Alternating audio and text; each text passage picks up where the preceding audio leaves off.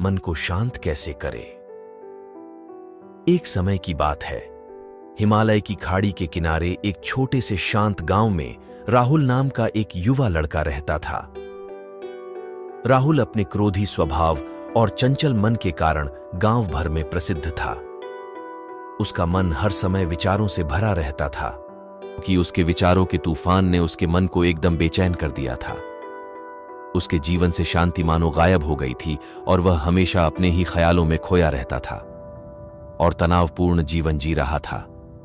उनके अशांत मन और क्रोध के कारण उनके अपने परिवार के सदस्यों और गांव वालों से भी संबंध अच्छे नहीं थे, जिससे वह और भी अधिक अकेला और अपमानित महसूस करने लगा। वह और भी अधिक मानसिक तनाव की स्थिति में चला जाता है। एक समय की बात है, राहुल अपने गांव की गलियों में घूम रहा था। तभी उनकी मुलाकात एक बौद्ध भिक्षु से हुई, जो एक पेड़ की छाया के नीचे ध्यान में बैठे थे। बौद्ध भिक्षु के चेहरे से निर्मल शांति की आभा झलक रही थी। इस असीम शांति में राहुल बौद्ध भिक्षु की ओर आकर्षित हुआ। राहुल बौद्ध भिक्षु के करीब आया तो उसे अपने आसपास एक सकारात्मक ऊर्जा का एहसास हुआ। भरत को एहसास हुआ कि इस असीम शांति और सकारात्मक ऊर्जा का स्रोत कहीं न कहीं इस बौद्ध भिक्षु के भीतर ही है। इसलिए वह वहीं बैठकर उसकी आंखें खुलने का इंतजार करने लगा। थोड़ी देर बाद जब बौद्ध भिक्षु की आंख खुली तो उसने एक युवा लड़के को अपने सामने बैठा आया, जो बहुत तनावग्रस्त और नकारात्मक भावनाओं से भरा हुआ लग रहा था। राहुल ने बौद्ध भिक्षु की ओर उदार भाव से देखा और बहुत विनम्रता से कहा, मालिक, मेरा मन बहुत अशांत है और मेरे मन के विचार मुझे खाए जा रहे हैं। मुझे एक पल के लिए भी शांति महसूस नहीं होती। क्या आप मुझे सिखा सकते हैं कि मैं अपने अशांत मन को कैसे शांत करूं? बौद्ध भिक्षु ने राहुल की पीड़ा को समझते हुए करुण दृष्टि से देखा और कहा, मेरे प्यारे बच्चे, मैं तुम्हें एक कहानी सुनाना चाहता हूं। इस कहानी में मानसिक शांति और खुशी के रहस्य छिपे हैं। क्या आप कहानी सुनना चाहेंगे? राहुल ने हां में सिर हिलाया और पूरी एकाग्रता से कहानी सुनने को तैयार हो गया। उनके अंदर जिज्ञासा चरम पर थी।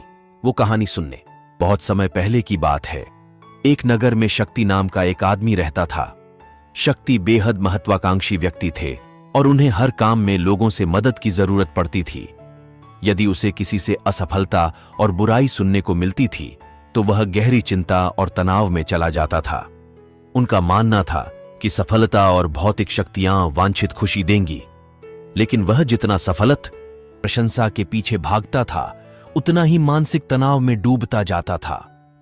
लेकिन अचानक शक्ति का सामना उस समय के मशहूर बौद्ध भिक्षु से हो गया, जिसका नाम महाकौशल था। महाकौशल अपने शिष्यों को ध्यान की शिक्षा देते थे और वह स्वयं एक बहुत ही ध्यानमग्न और प्रबुद्ध व्यक्ति थे। कौशल की अद्भुत एकाग्रता से प्रभावित शक्ति ने उनसे अपने भटकते मन को शांत करने का उपाय जानना चाहा। शक्ति ने कहा कि महंत में हमेशा सफलता के पीछे भागता हूं और लगातार अधिक हासिल करने की कोशिश करते हूं, फिर भी मुझे कोई क्षणिक संतुष्टि या आत्मसंतुष्टि नहीं मिलती।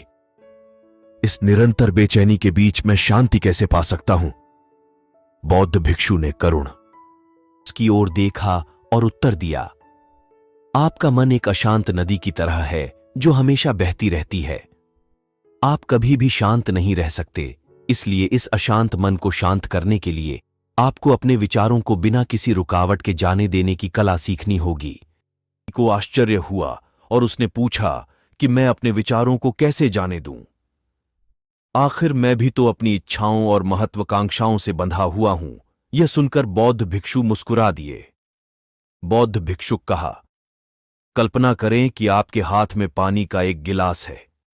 अब आप इसे जितनी देर तक पकड़कर रखेंगे यह उतना ही भारी होता जाएगा, और अगर आप इसे काफी देर तक रहेंगे तो आपके हाथ में दर्द होने लगेगा।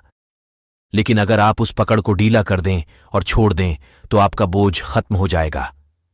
राहुल ने पूरी कहानी और उसका संदेश ध्यानपूर्वक सुना। वह समझ गया कि अपने विचारों और इच्छाओं से चिपके रहने से उसका बोझ बढ़ जाता है और अंदर ही अंदर अशांति पैदा कर देता है। राहुल की शिक्षाओं से लोगों ने सीखा कि जीवन का आनंद वर्तमान में जीने में है। दोस्तों, यह कहानी का अंत है। मुझे आशा है कि आपने इस मोटिवेशनल स्टोरी से बहुत कुछ सीखा होगा।